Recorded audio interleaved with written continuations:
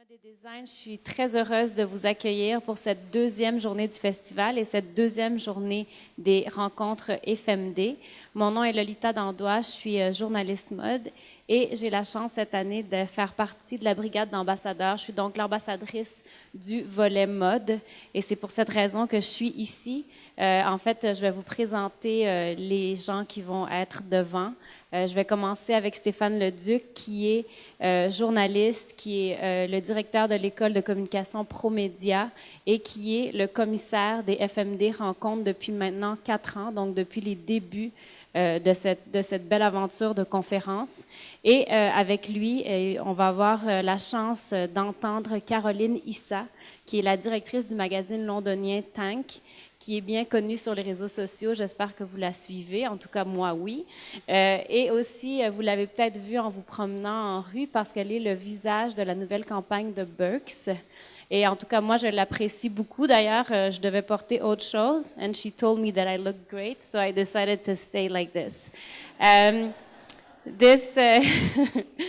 This conference is going to be mainly in English, so I want to let you know. And I also want to let you know that the first 20 minutes of this talk are going to be broadcasted live thanks to Ellicom on the Facebook page of Festival Mode and Design.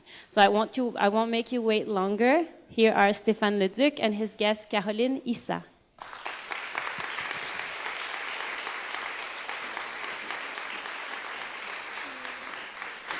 Merci Lolita, bonjour tout le monde, bonjour Caroline, bienvenue dans ta ville Merci. De Montréal. Merci, merci.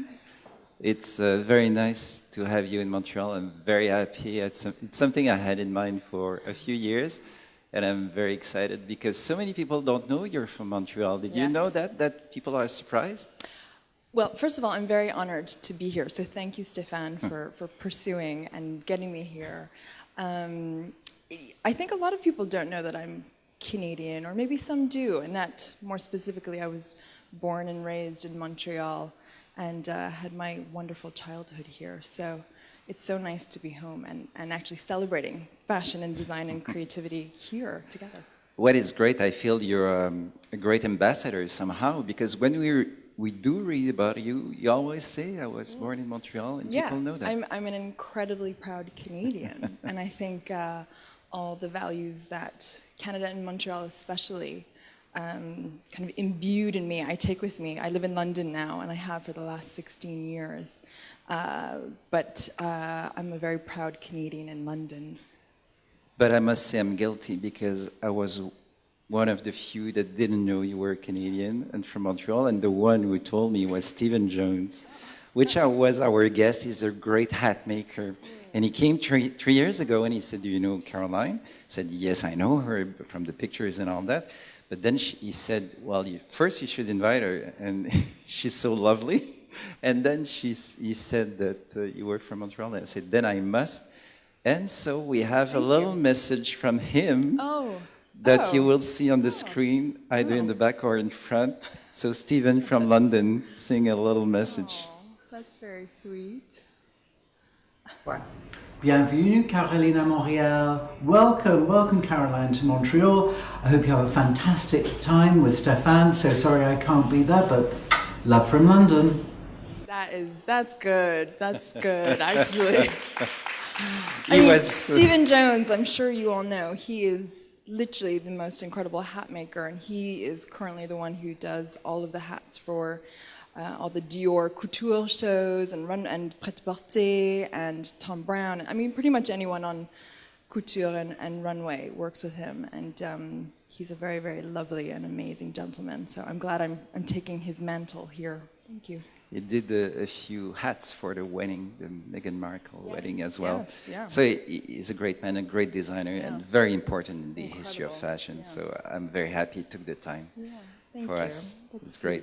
But before talking about Tank magazine, which is a big part of your life, and you travel a lot because of that as well, I wanted to say a quote, and you tell me what it brings to your mind. And the quote is, feel fear and do it anyway. Yes, feel the fear and do it anyway. Yes. It's a quote I live by. And I think it's one of those sayings that has propelled me to so many decisions in my life throughout my career, especially, whereby so many of the things I say yes to, I have no idea how to do or how to accomplish, but I tend to go head first and figure that I will get there in the end. So I think it's done me good living in fear, but trying to get to that next step and challenging myself. So Yes. I love that quote. Because there Thanks for was bringing that many up. challenges in your life, and you took many big decisions, and moving and living in other cities as well, and trying new things all the time. It's a book, in fact, I read that from Suzanne Jeffers that your mom gave to you. My mom recommended to me, and I think I left Montreal. I went to Marianopolis, Cégep, and I went to university in the States, and I studied business. I actually studied strategic management at a University of Pennsylvania in Philadelphia. And when I graduated, I went down that very traditional route of becoming a management consultant, which at the time it was, this incredible opportunity for me, and I moved to San Francisco. And I was very lucky. I worked with some amazing people and some incredible clients. And I moved from San Francisco to Singapore, to London, where I was working with Boots, the chemist, doing corporate strategy work. And it's sort of like the Jean Coutu of Of Great England. Britain, yeah. But it was sort of one of those things where I just knew I sort of, it was not for me at that point. And I luckily met at that point, co-founders of this small, niche independent magazine who was looking for some business advice. And I was 25 and I was earning a really, really great living on an expat package with my corporate job. And I decided to take a plunge and quit my job and actually join this small fashion magazine in London, which I knew nothing about. And I loved fashion, and I'd had, as a teenager, a small stint of experience when I was a young teenage model, a terrible, terrible model. And so I knew that I loved fashion. I was always obsessed with fashion magazines. So this opportunity came up where I got to actually work in a fashion magazine in London, but I really did not know what I was doing. So I felt the fear, and I did it anyway. And it was the best decision I ever made in my entire life. And from then on, it's been a series of decisions of saying yes, of kind of taking a chance and doing things that I never knew or thought I would ever do. What is interesting, you see, you were not such a great model. We have in the room Corinne Poraccia from Folio. Do we? It's a little surprise I wanted for you. And Claudine de Repentigny, which was the girl that was booking all the contracts. 25 years ago. Yeah, I and know. I'm sure she wouldn't say you were not a good model. Oh, no, they would. They would. We're going to That's ask her okay. later, but I'm We can glad talk she's in about the it room afterwards. somewhere. Oh, You'll that's see her amazing. after. I wanted her to Aw. be here because Folio has been a very important model agency in Montreal. Yeah, And, Folio. And it was, we- I have to say, I think they were incredibly supportive. And I was, like I said, a really, bad actress, bad model. And I had this incredible opportunity at the age of 17, because of them, to go to Milan and spend a summer in Milan. And it's really there that I think I learned about how incredible fashion can be in terms of expression, working in a team to create beautiful images. I got to be in a Romeo Gigli menswear show, who was a god of fashion at the time. But I came back that summer knowing that I could never be a model professionally. And that really cemented my desire to be an entrepreneur and to actually make the decisions rather than be told what to do. So, I thank Corinne and Claudine and all of those at Folio for sort of holding my hand through those days. And I was at my parents' house and I was looking at some 1994 magazines like Elle Canada and Clin d'œil and looking at this baby face who knew nothing of what she was doing. But it really has taught me also how to treat models that we work with. Yeah, and when I work on shows, it's incredibly important for me to kind of be much more collaborative with models because I understand what a tough business it is and how crushing it can be if you're not in the right environment or with the right support network. Why did you choose, I'm sure everybody's asking you, why did you choose business at the beginning? We don't see necessarily the link between being a teenager model and then going to a magazine. No, my parents were entrepreneurs. Oh. And I have come from a long history of sort of entrepreneurs. Serious people. Yes, very serious people. And, my mom is Chinese and my father is Lebanese Iranian. And I came from a very strict family where, school was number one. But I think they really inspired me and made me understand that ultimately I would like to own my own business one day. I just didn't think I was going to do it so early or in London. I read you even invested in the magazine Tank, so there was many risks. You quit a great job, quite a good salary, you were saying. Then we know magazine, it's not necessarily easy, even when you started. Very niche magazine. And then I will also, you tell yourself, the fear I'm going to live it totally, I will invest in that magazine. Completely. But I think unless you put your heart, your hard work, and your money where your mouth is, then you're not fully invested.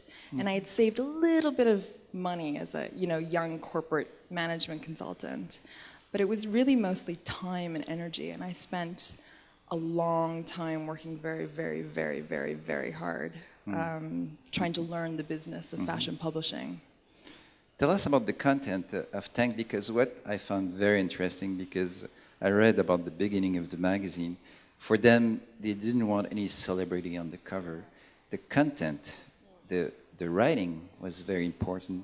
To talk about art as well was essential. Things we don't see much in magazines. Yeah, I think in 1998 when Tank was founded, so we're celebrating 20 years this year. Congratulations. Thank you. Thanks. It's quite a feat in independent publishing, print, I might add. But back then, Tank was really one of the first magazines to kind of package and curate art next to design, next to fashion, next to literature, next to philosophy, next to architecture. And it was printed in a beautiful print paper format. It was more book than magazine. And it was really important for the founders to shed a light on both emerging talent, sitting alongside very established names. And Tank, throughout the 20 years, has discovered a lot of young talent and worked with art photographers to interpret fashion. So, for example, the cover back here, which was for the first Dior, Maria Grazia Chiuri's collection for Dior, she was very much about female empowerment and working with female artists. So we asked a woman named Laure Provost, who won the Turner Prize 3 years ago, who actually worked for Tank for 7 years before quitting to concentrate on her art. And then 2 years later, she won the Turner Prize and the Max Mara Art Prize. And we were like, thank God she left Tank. And we asked her for her first ever photo shoot and fashion shoot to interpret Maria Grazia's Dior collection. So we love working with fine art photographers who have a very different perspective on fashion, rather than sort of, Vogue has got an incredibly important place in the marketplace, but I think magazines like Tank, this next one, we worked with an incredible Dutch fine art photographer named Helen van Meen, and we wanted her very painterly photographs and photographic approach, and she interpreted Alessandro Michele's first Gucci collection, which he was, so in love with that he ordered a print from her personally. So, we love working with people from different perspectives and trying to sort of mix that cross-cultural perspective and get new things that come out of that. And also to challenge the mind of readers as well. You want them to be on the edge as well. Yeah. Not on the edge of knowing what's happening, but Yeah. on the edge of thinking and looking forward for new things and new artists as well. Absolutely. We definitely push the boundaries, and especially I think in formats. So this picture I wanted to put together, it's a little fuzzy, but we play a lot with formats. So when we launched 20 years ago, we were the size of the palm of your hand. And many newsagents refused to carry Tank because it was too small, too cumbersome. It was 8 pounds at the time when British Vogue was £1.99. And if you look at this cover with Claudia Schiffer, it's ring bound. And it was hell to produce, and actually more expensive than perfect binding a normal magazine. But the amazing thing about being a ring-bound magazine is that you can lay it completely flat. You can turn it over amongst itself so that you can actually read it perfectly. But people, you know, again, newsagents were so angry with us because it was bigger, it was a little bit floppier, it was just different to the norm. So even in the paper formats that we choose, we definitely push the envelope. And even now, I have a couple copies up here. I very stupidly didn't bring a bunch of copies to give everyone. I apologize. But we now are using stickers on our cover with extra sheets inside so that you can actually customize your own cover. So every cover is individual out of our print run. So it's fun and a lot of work. And a challenge for the printers as well. Yes, the printers are never happy with us. But what I like is the fact also you consider that the image has to be seen in such a great quality that sometimes it's great if it can totally open and not cut the picture. Absolutely. I mean, you know, you get sort of those 600-page Vogue magazines, and you have to sort of crack it open, and you can barely bring it with you on the tube if you want to, on the subway, the metro, if you want to read it. Yeah, you can see I'm already inoculated. But for us, it's really important that you actually are able to read, that words, especially today, are as important as pictures. And so many of our writers, our clients get really annoyed with us because we're so particular about words. But I think in this day and age, we're actually, you know, the age of image is coming to an interesting time where everyone is, we're all photographers now. We can all shoot campaigns with our iPhones and our mobile phones. And actually words, and especially in this politicized day of words and tweets and what does 140 characters mean, I think words are ever more important. And Tank has always been a magazine that prizes words as much as image. Did you feel right away you were at the right place very quickly? Yes. Yes. Yes. I think in terms of my aesthetic, my philosophy, my love of fashion, I very quickly also got to start going to all the runway shows in the different fashion city capitals. But Tank, I've been there for 16 years. And that's a long time in fashion. And especially where editors are constantly moving to different magazines and kind of adopting different voices. I've been so incredibly lucky to work with a team that I love. This is a fun example that I wanted to show you. So I think about, our 5th anniversary, so 15 years ago, we actually printed 2 versions of our magazine. And one magazine was our normal issue with all the pictures, and a second print run had a magazine that only contained words explaining and describing the images. So down here, double-page spread of white steps, girl coming down, hand on hip, in short black outfit and heels, reddish hair and fantastic design, heavy black eye makeup. So yeah, challenging. I think a lot of subscribers wrote to us saying, I got a completely, I've got a bad print. Like there's no pictures in my magazine. And we were like, no, that's the point. And we actually mixed the print run so that on the newsagent, you didn't know if you were getting the magazine with the pictures or just with words.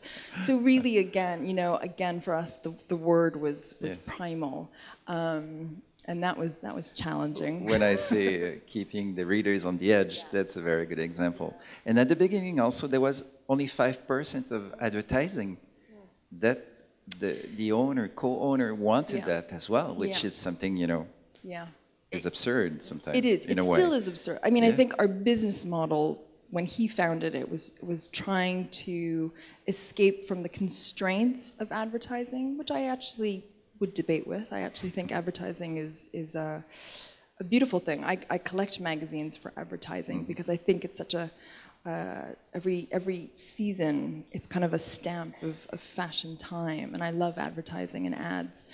But for him at the beginning, it was really about trying to make money through newsstand sales, which was not how the Vogues and Harper's Bazaars and ELLE's were making money. But it was a real sign for them to have very loyal readers who would spend £8 on a magazine, and that advertisers were a bonus. And you know, Mrs. Prada came to Tank in its second issue and has been with advertising in Tank for the last 19 and a half years. Which is not bad. Which is not this bad, brand. Absolutely. But, you know, Mrs. Prada is an incredibly special mind, and there's not a lot of brands who kind of stick with you for that long, I think. Also, many ideas of formats, but also in terms of promoting. Kipling, you know, is not the easiest books to read. No. And I find it wonderful to mix that with a fashion magazine. Yeah, we came up with this literature project when the smoking ban was introduced in London. I think maybe now almost 9 years ago, I want to say. I'm not sure on the timing, don't quote me. But our team came up with this fantastic idea of creating cigarette books. So we worked with a printer in China, many iterations. We thought, oh, we'll just go to a cigarette packaging maker to sort of use it and reprint it, but it was impossible. So we actually had to do them ourselves. And we've created 6 books, Kafka, Kipling, Hemingway, Tolstoy, all unabridged. And so they're little books in these little cigarette packets. And when they launched, they were on the bestseller list, Christmas list, of both Playboy and Vanity Fair. So it was like, you know, it was very desirable across the spectrum of readers. Many different type of readers, Yes. I see. And then you become suddenly, and it's very interesting because we had also Scott Schumann as a guest, and we spoke, of course, about you. And one thing I must say is that I asked him, why did you take so many pictures of you? And then he said, do you think I really need to answer that question? I thought it was a very nice compliment. That's very nice. And but that's quite interesting because, you know, I'm sure it was a surprise for you. Yeah. And then, you know, What it becomes a happened afterwards. phenomenon. Yeah. No, I think, you know, I was in the right place at the right time with the right technology that was just cracking open. And I think what's happened with street style first started when all the fashion editors, when we were just going to the shows, and it's fashion month, and of course you dress up and you look good, and you know, you don't make too much of an effort, but you make an effort. And all of a sudden there were people like Scott Schumann and Garance Doré and Tommy Tan who were taking pictures of those of us who were really behind the scenes, and all of a sudden through blogs were kind of publishing these images of us, and they were starting to kind of circulate. And then Instagram came around and hit. And all of a sudden, you know, social media networks could share these images around the world. And I think, you know, magazines have always published street style, and street style in Japan has always been an incredibly important phenomenon and trend. But it was really when American Vogue, I think, asked me to be in an editorial really based on having been in, I don't know, maybe a Scott image or a Garance image that they'd seen, that I started realizing, God, this is an incredible phenomenon where all of us who were so behind the scenes have all of a sudden become in front of, you know, in the limelight, essentially.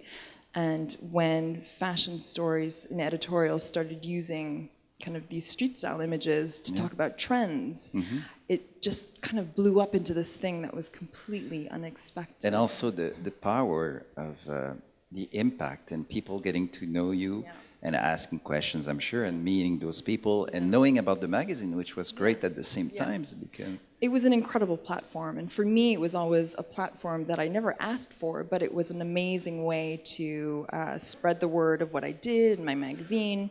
And these, you know, and I loved the way that people like Tommy and Scott and Garance all kind of use the street as a runway almost.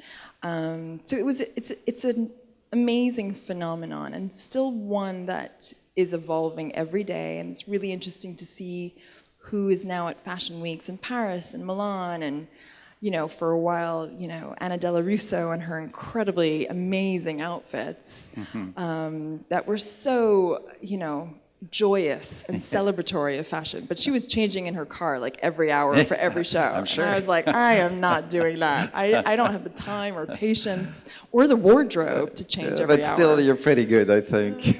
And it's interesting because we have also a picture of Adam Katzin, which was a guest, and his blog, 21e, he's changed his name recently also.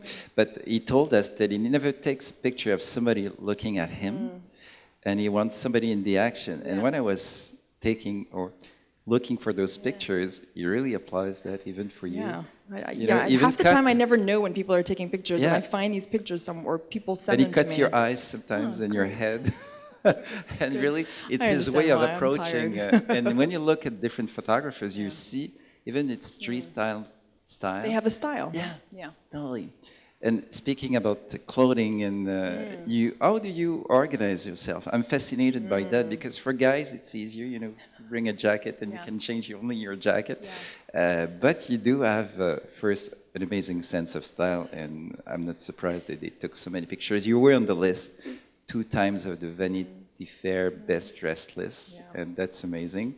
So how do you first, also one thing I liked, and I think it's interesting, that you're not eccentric, it's not overwhelming. Right. It's classic, but it's not. It's really about style. And for you, what's your relationship with style? And I now as a fashion editor for the last sort of 16 years, I think when I was a management consultant, it was all about the navy brown and sort of gray suit, the pantsuit. I'm sure all of you, you hear me.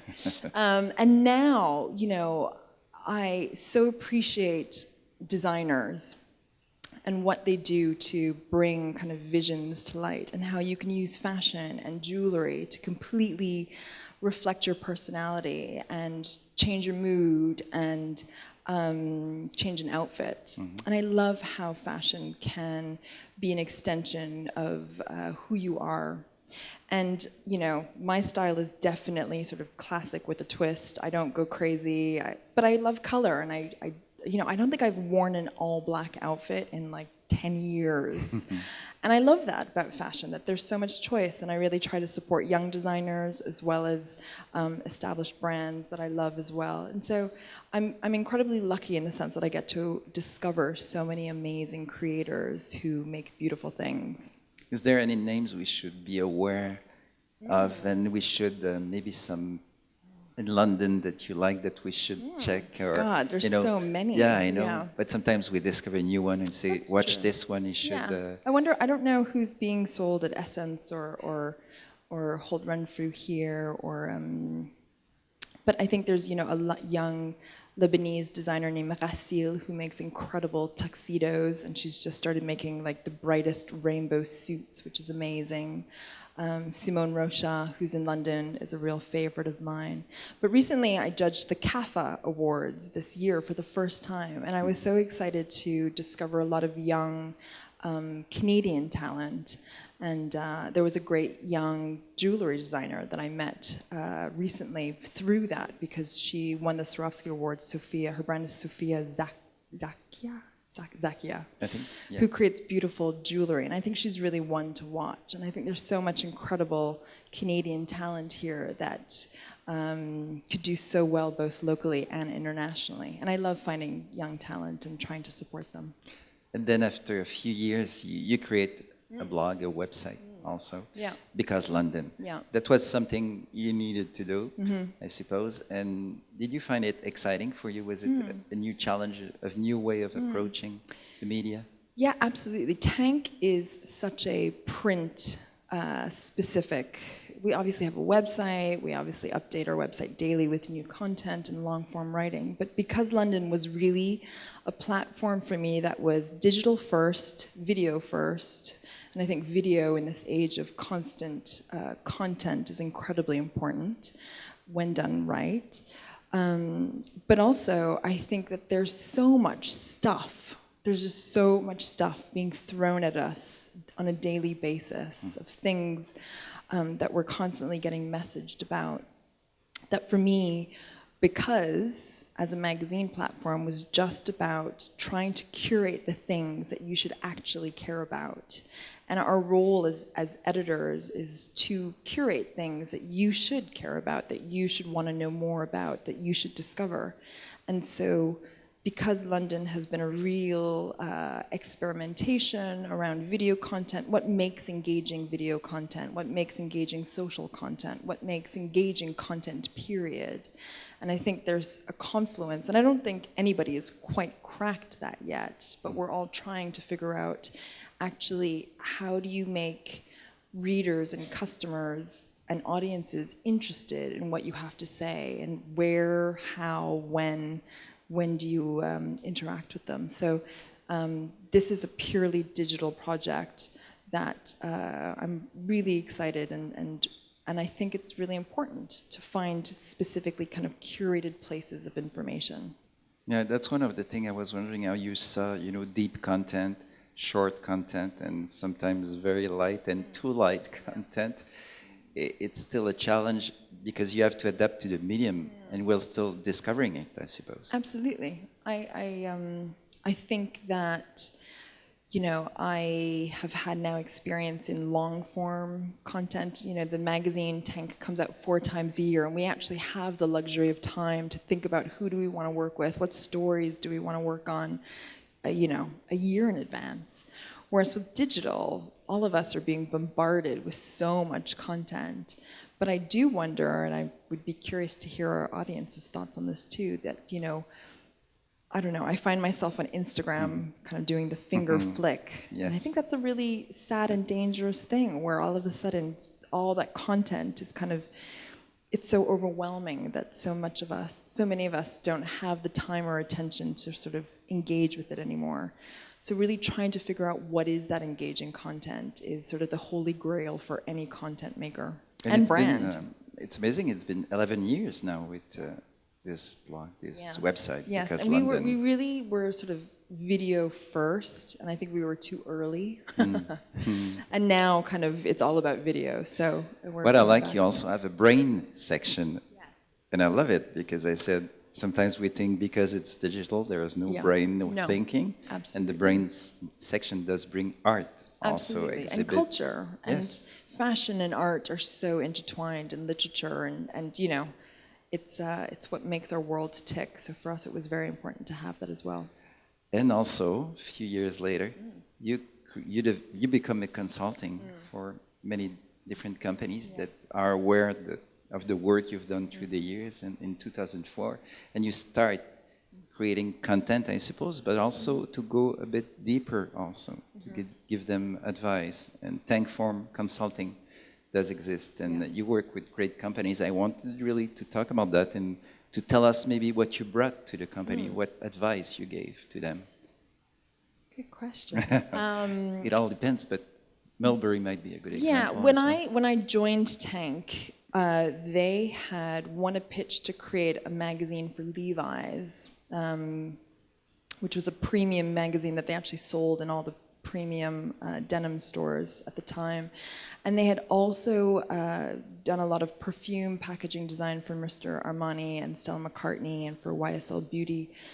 So all of a sudden I was kind of in this place where it was a magazine, but a lot of brands were coming to Tank because they loved the art direction of the magazine. And actually we started working with Swarovski, that lasted for 10 years, and we were doing all of Christian Lacroix's ad campaigns, which was a dream because I got to meet one of my fashion idols who became a very dear friend.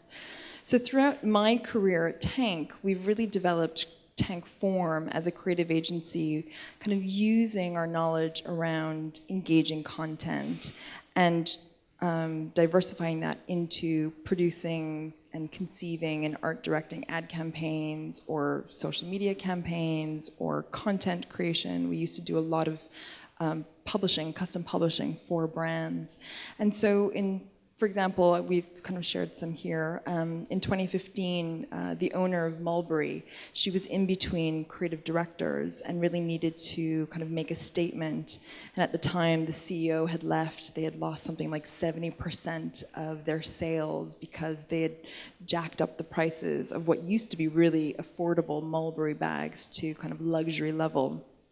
But the actual quality hadn't followed, so they lost a lot of customers.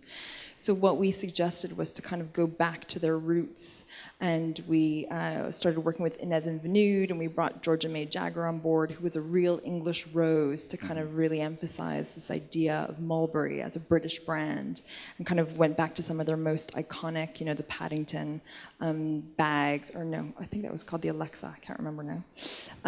But it was a really interesting sort of 2-season shift for Mulberry, where they just had to kind of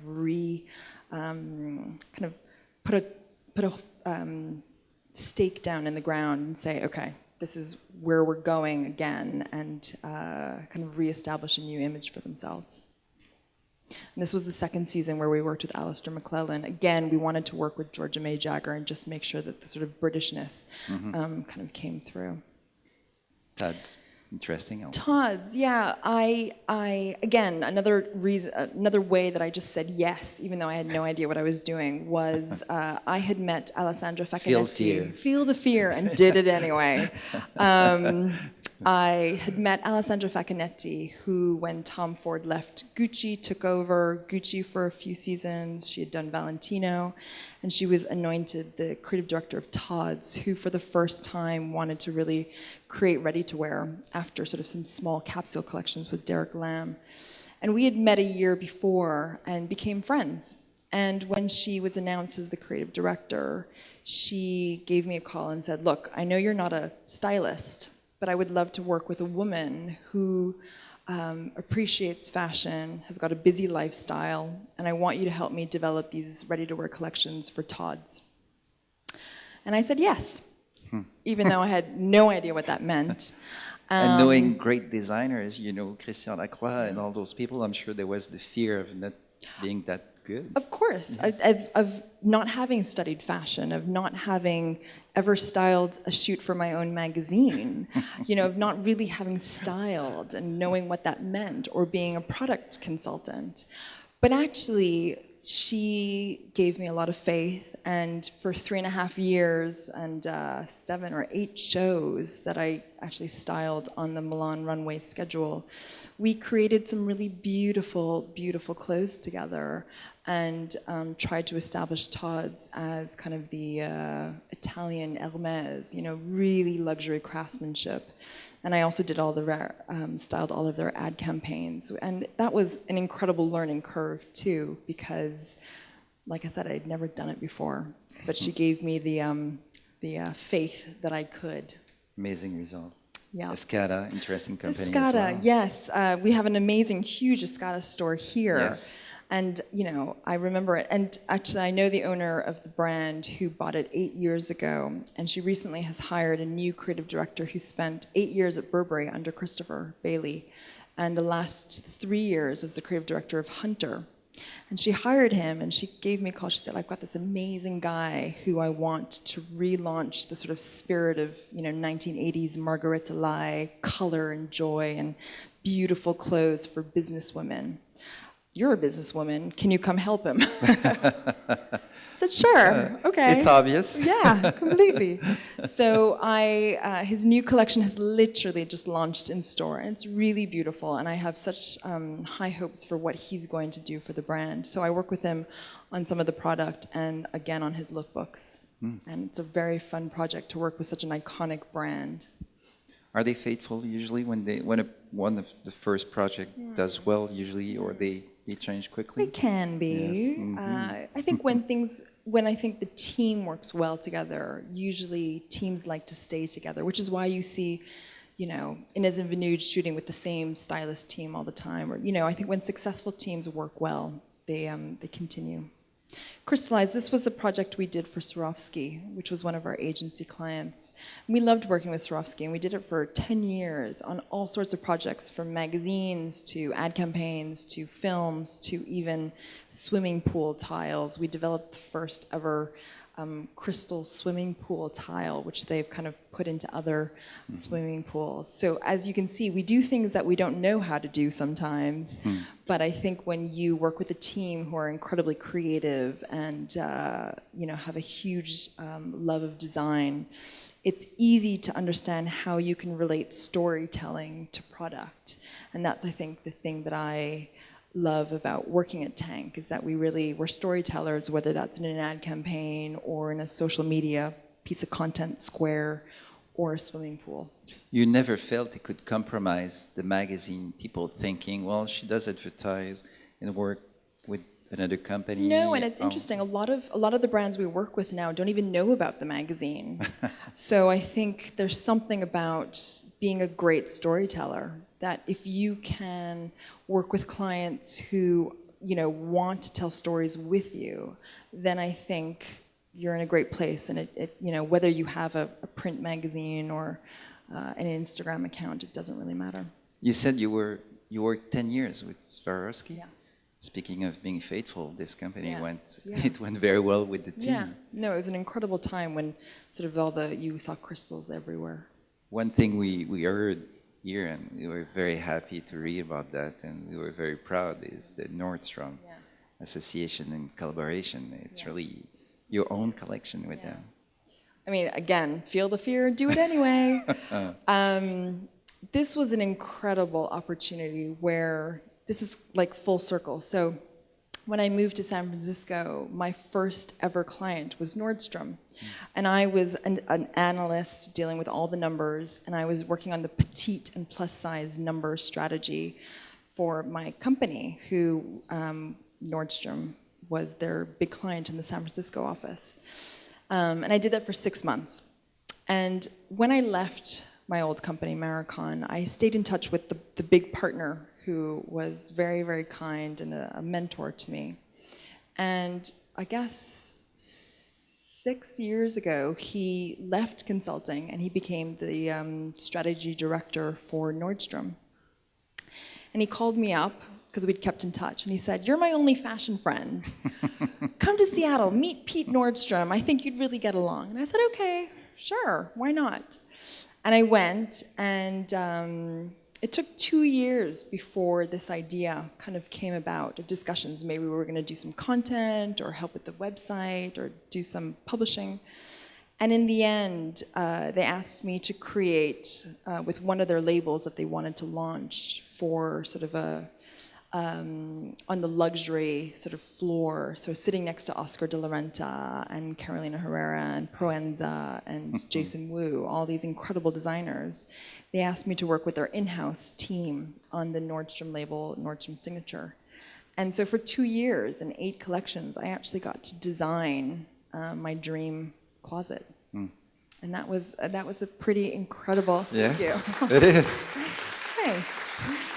Did you keep a few pieces of the collection? Oh, I have everything, yeah. My wardrobe is full. It's a little overfull. But I learned so much. And I learned actually how appreciative I am of designers and how actually it takes a singular talent. And we stopped after 8 collections. And not for any negative reasons, but I discovered that there was so much more that I wanted to do, and I think that I'm not a designer. I didn't want my name in a label. That wasn't kind of my end all goal. And they had so many new initiatives coming up, and ever since this was a real testing for them. And since then, they've worked with these incredible bloggers who have like millions of followers, and they've been incredibly successful. And this was a really great experiment for us both, and I'm really proud of it because it sold really, really well, and it also kind of served a market for professional women, I think, who were looking for not too crazy clothes, but clothes of quality. And I loved working with Nordstrom. They're really one of the smartest retailers I've ever met. Well, Pete Nordstrom liked you pretty much because he wrote, she is smart, she is an entrepreneur, She is charming, she's chic, and she is an influential style icon. Nice I think piece. he's pretty right. It's a nice compliment. You also did work with a company we don't know much. That's still Nordstrom. ELLE, which is only sold in England or in Europe, I think? It's sold in America as well. ELLE has been a firm favorite of Kate Middleton, which is why it does really well. But it's sort of like the J. Crew of England, I guess. And it was started by a woman named Linda Bennett, who started with shoes. But since then, they've really developed their ready-to-wear. And actually, the first project I did with them was actually a shoe collaboration. Again, I said yes, and I had no idea how to design a pair of shoes. But it was just the time when like the sartorialist and Garance images and Tommy Ton and my picture was kind of in places. And they really took a chance on me. They asked me to develop a capsule collection of shoes that I had just come back from a trip to Thailand. So I made these shoes with pom-poms, and this is like 6.5 years ago, before pom-poms were really big. It's good Thank to you see very much. it. Yeah. And Olivia Palermo loved them, and she wore them one weekend, and they sold out in America, which was incredible. So to learn the power of Olivia Palermo.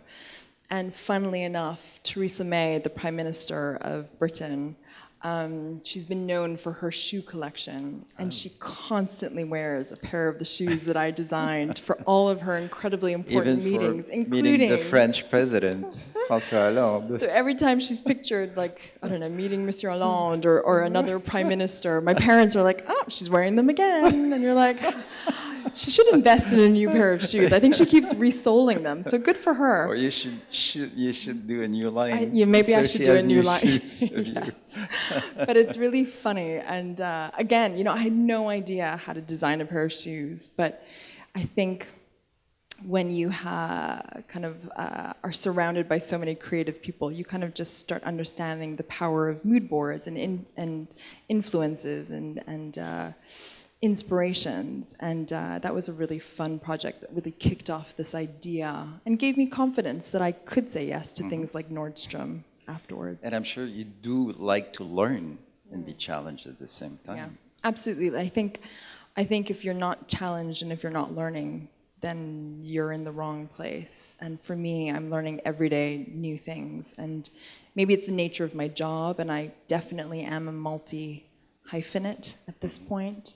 But all of it goes back, I think, to storytelling and to having something to say. And I'm sure you tell yourself, oh, let's try it and let's see. And we've seen since a few months your smile in the streets of Montreal with the Burks campaign, and that's great. And I was really, really happy when I saw those pictures, because it's showing that you are recognized in your city now and you're in your country, and it's a nice association. I think there's a little... We'll see. Yes. Being from Canada, I feel like there's always the pursuit of happiness to a certain degree here, but it's not at the expense of someone else. We bring each other up, and that's why we're so welcoming of other cultures and other people into this country. I think it's such a tremendous Canadian quality. Yeah.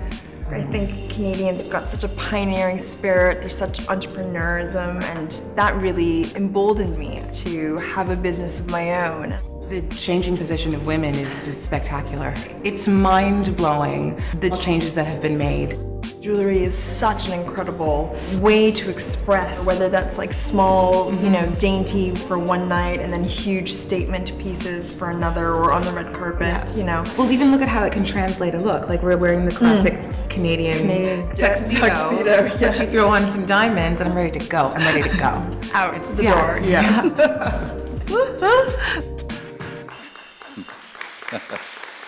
Very nice campaign, I must say.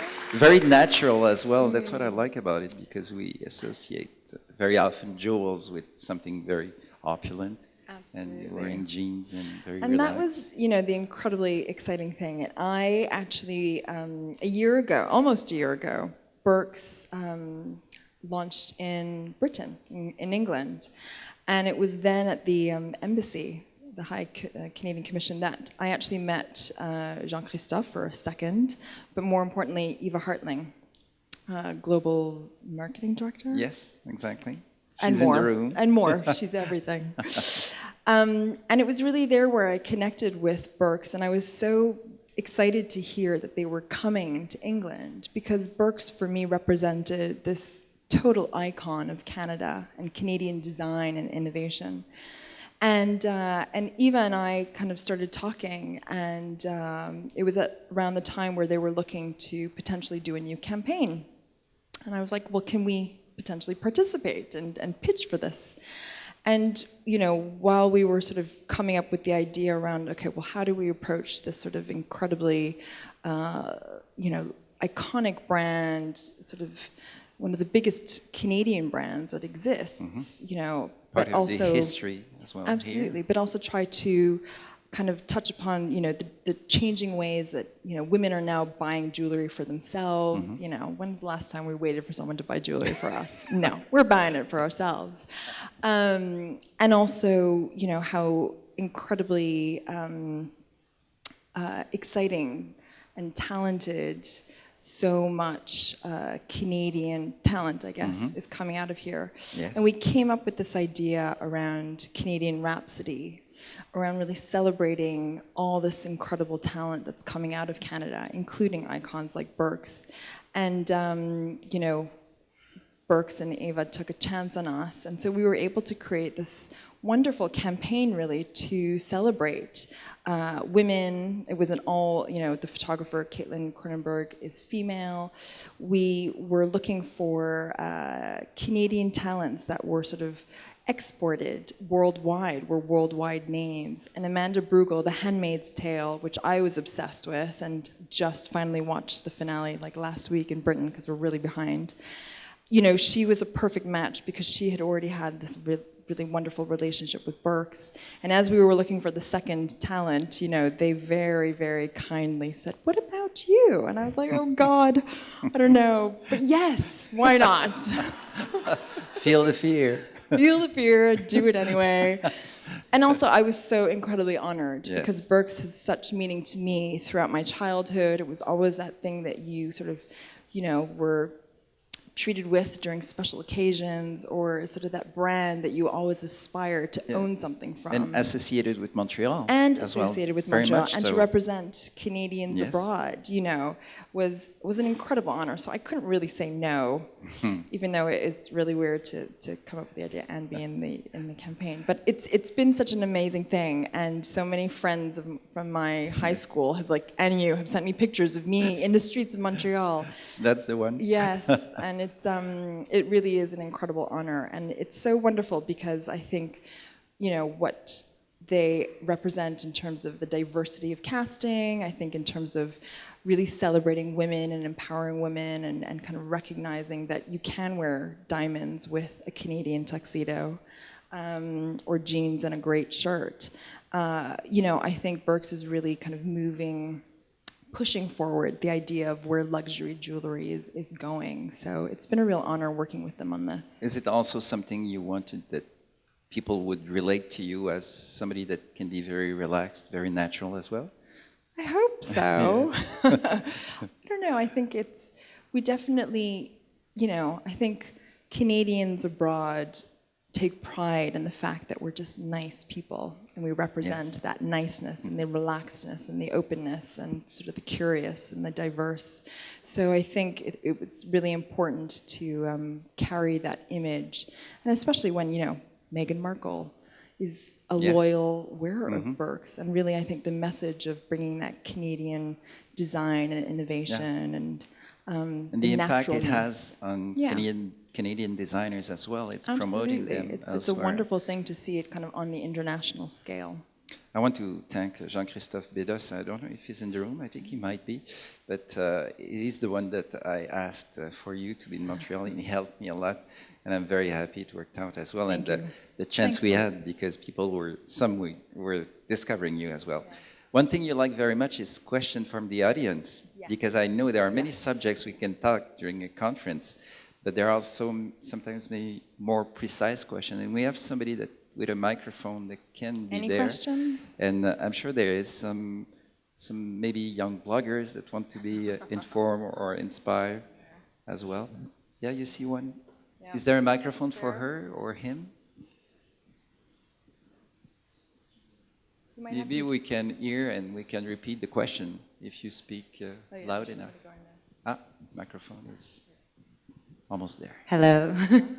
I'm not a blogger, No. but I am a fan and I love following you on social media. Aw, thank you. Yeah, and you've had so many successes.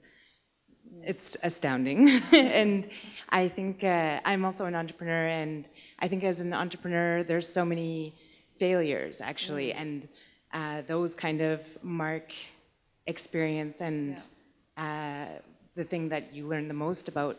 Do you have any sort of marked, I'm sure, marked failures that you could tell us about or share with us so that we could also learn from that too? That's a great question. I think, so much of social media and so much of this is, all about the success and all about the image and that everything is perfect and beautifully retouched and, fashion and fun, and it's all very glamorous.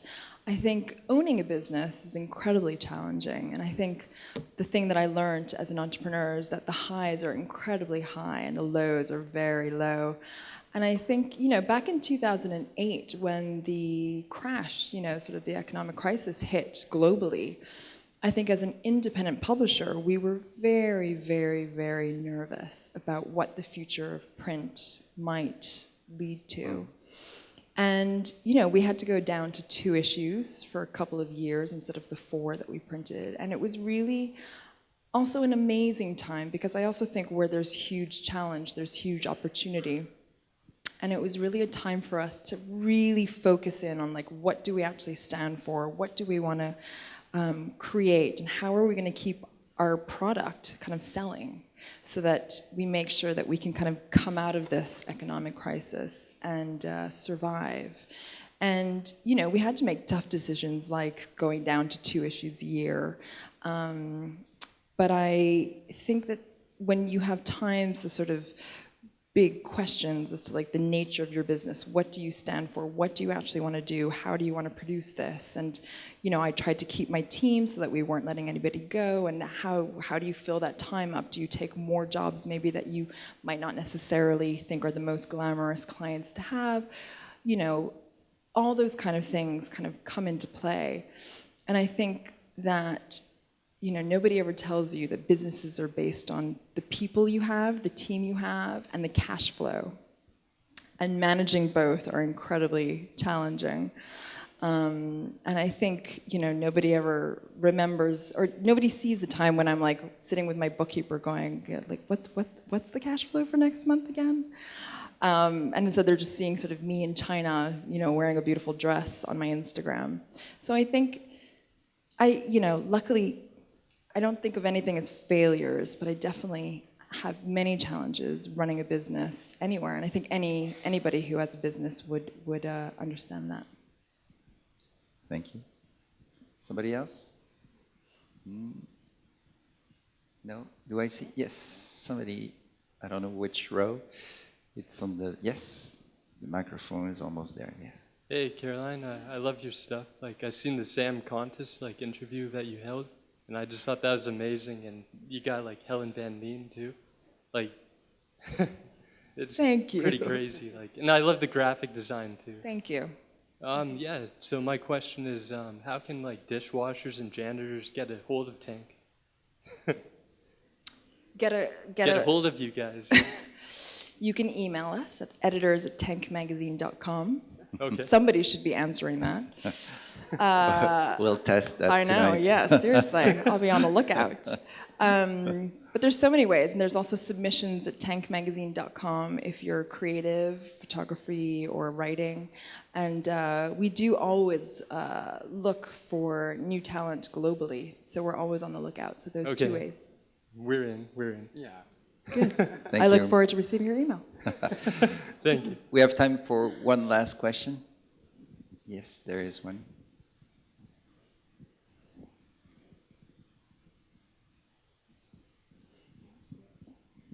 Hi, thank you very much for the inspiring talk. Really appreciate it. But I have a question about how you're planning on balancing print and digital in the new era. It's a great question. Yes. One that I think everyone is grappling with.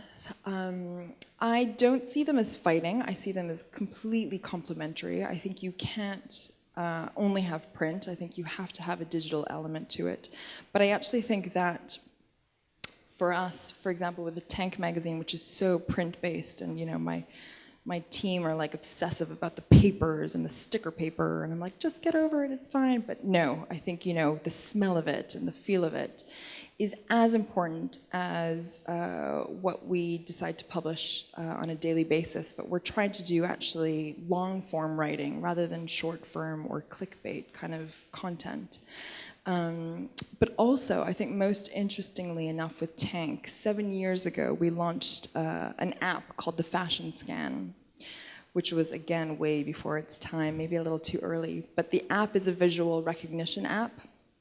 And so you can scan the pages without any QR codes using this app, and it will deliver you mobile video content. So what we try to do at Tank is we try to layer digital storytelling triggered by print.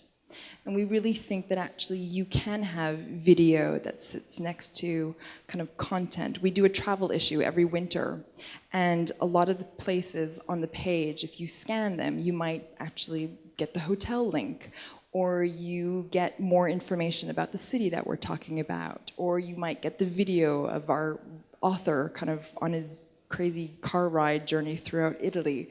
So, you know, I had predicted 7 years ago that every magazine would have visual recognition technology linked to the content. It's really hard because you have to create so much extra content in order to link to the printed page. But I thought Vogue would be completely scannable by now, and I'm completely wrong. So I don't know. I think that there's such opportunity where digital and print can lie and complement each other and actually make our lives so much easier, because we all sit with magazines and our mobile phones next to us. So why can't you actually connect the two in a really seamless way? And I really believe that magazines of the future, if they stay in print, will have to use this kind of technology that exists right now. But it's interesting, I was in China for 10 days last week, and I could barely use cash. I had to use WeChat, WePay, and Alipay. But the most interesting thing for me that I learned was that, you know, WeChat has all these live stream bloggers who go to studios and they try on clothes, and you can literally shop the clothes that they're live streaming next to them. And all of a sudden you have this incredible relation of direct from kind of blogger to customer with product in between. And you don't need magazines, and you don't need stores, and you don't need a lot of the stuff that we have at this day and age. So I think we're at actually an incredibly exciting time where, forget just print and digital, like the question is actually, you know, what is the role of editor? What is the role of influencer? What is the role of product? And how and where do we interact with that in digital and in print? So I don't know if that answered your question, but it's a very, very interesting challenge. We're going to have to invite you another time in 5 years, and you tell us more about it. Yeah. Caroline, you have been an amazing guest. Thank you. And you're an amazing ambassador. Thank you for having me, and thank very you for proud listening. of you. Thank you for tonight.